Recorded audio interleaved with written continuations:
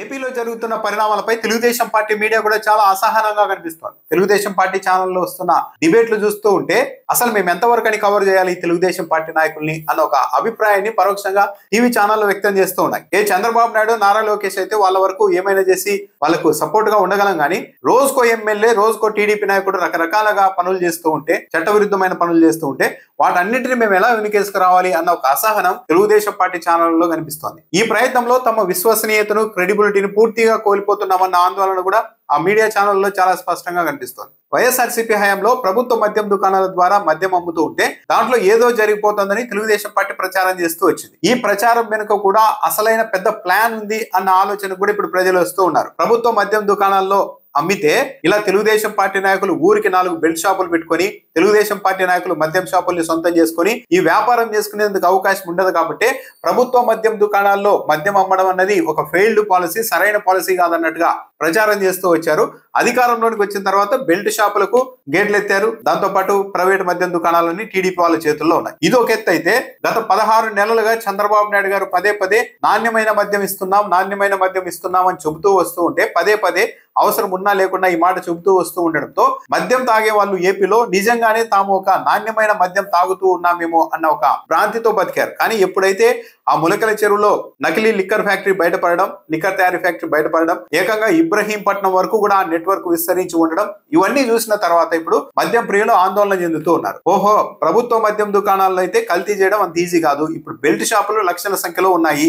ఈ బెల్ట్ షాపుల్లో ఎక్కడి నుంచి ఏ మద్యం వస్తుందో, ఎవరు తయారు చేస్తున్నారో కూడా తెలియని పరిస్థితి అన్న ఒక ఆందోళన ఇప్పుడు మద్యం ప్రియుల్లో కనిపిస్తోంది. ఇకపైన ఏపీలో మద్యం తాగే ఏ వ్యక్తి అయినా సరే సంశయిస్తూ, ఆందోళన చెందుతూ ఈ మద్యం ఎక్కడ తయారు చేశారో, ఎవరిదో అని ఆందోళన చెందుతూ మరి తాగాల్సిన పరిస్థితిని అయితే సృష్టించేశారు. ఒక్కసారి మెదడులో, మనసులో పడిన తర్వాత ఆ అనుమానం అనేది ఇక వెంటాడుతూనే ఉంటుంది. ఏపీలో ఇకపై ఎవరైనా మద్యం తాగాలన్నా కూడా ఈ కల్తీ, నకిలీ వ్యవహారాలన్నీ వాళ్ళకు గుర్తుకొస్తూ ఉంటాయి. దాంతో పాటు తెలుగుదేశం పార్టీ కార్యకర్తలు, నాయకుల ఆధ్వర్యంలో నడుస్తున్న బెల్ట్ షాపులకు కూడా పరోక్షంగా ఇది ఒక పెద్ద దెబ్బ. ఎందుకంటే గుడ్డిలో మెల్ల అన్నట్టు కనీసం ప్రైవేట్ మద్యం దుకాణాల దగ్గర కన్నా వెళ్తే కొద్దిగా మంచి మద్యం దొరుకుతుందేమో, కానీ ఈ బెల్ట్ షాపులకు ఎవరు పంపిస్తున్నారు, ఎక్కడ తయారు చేసుకుంటున్నారు పర్యవేక్షణ ఉండదు. ఈ మద్యం ఎక్కడి నుండి వస్తుందో కూడా ఎవరికి తెలియదు అన్న ఆందోళనతో బెల్ట్ షాపుల్లో మద్యం కొనే విషయంలో కూడా మద్యం ప్రియులు 1-2 సార్లు ఆలోచించే అవకాశం ఉంటుంది. ఎందుకంటే ఆ ములకల చెరువులో బయటపడిన మద్యం అంతా దాదాపు 1000 బెల్ట్ షాపులకు, అది కూడా అనంతపురం, చిత్తూరు, కడప జిల్లాలకు కూడా సప్లై చేశారని చెప్తున్నారు. ఈరోజు ఏకంగా కృష్ణా జిల్లాలో నెట్వర్క్ బయటపడింది.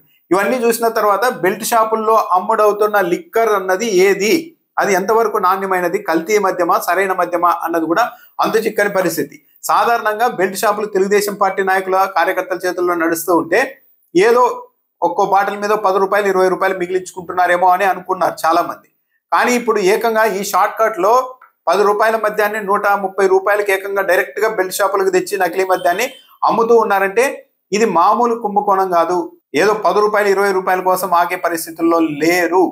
కోట్ల సంపాదించే నెట్వర్క్ ఇది అన్న ఆందోళన కూడా మద్యం ప్రియుల్లో కనిపిస్తుంది. సో ఇప్పటి వరకు చంద్రబాబు నాయుడు గారు నాణ్యమైన మద్యం ఇస్తూ ఉన్నాం అంటూ చెప్తూ వచ్చిన మాట మొత్తం ఇప్పుడు దాంట్లో సత్యదూరమైనది అన్న ఒక అభిప్రాయానికి అయితే అవకాశం ఇచ్చేసింది. దాంతోపాటు తెలుగుదేశం పార్టీ మీడియా ఈ వ్యవహారంలో కూడా టీడీపీని వెనుకేసుకురావడానికి చేస్తున్న ప్రయత్నాలు చూస్తూ ఉంటే మీడియా మరి ఇలా చేయవచ్చా అన్న ఆందోళన కలిగే స్థాయిలో ఉంది. ఈ కేసులో A1 నుంచి A11 వరకు టీడీపీ నాయకులు, వాళ్ళకి సంబంధించిన వ్యక్తులు ఉంటే, ఆ విషయాన్ని కాకుండా A12 గా ఉన్న కొడాలి శ్రీనివాస్ అనే వ్యక్తి వైసీపీతో సంబంధాలు ఉన్నాయని ప్రచారం చేస్తూ ఉన్నారు. అంటే ఎంత బలహీనంగా, ఎంత ఆత్మరక్షణలో పడ్డాలి తెలుగుదేశం పార్టీ అనే దానికి ఈ ప్రచారమే ఒక నిదర్శనం. జయచంద్రారెడ్డి అనే ఆయన ఏకంగా పెద్దిరెడ్డి రామచంద్రారెడ్డి అని చెప్తున్నారు. ఆయన తెలుగుదేశం పార్టీ నియోజకవర్గ ఇన్ఛార్జ్. మొన్నటి ఎన్నికల్లో తెలుగుదేశం పార్టీ టికెట్ మీద పోటీ చేసి ఓడిపోయారు. ఇప్పుడు ఎంత దూరం వెళ్ళిపోయిందంటే మొన్నటి ఎన్నికల్లో ఆయన ప్రచారం చేయలేదు, డబ్బులు ఖర్చు పెట్టలేదు, పరోక్షంగా వైసీపీ గెలుపుకు ప్రయత్నించారని చెప్తున్నారు. ఆ విషయం ఈ కుంభకోణం బయటపడిన తర్వాతనే గుర్తుకొచ్చిందా?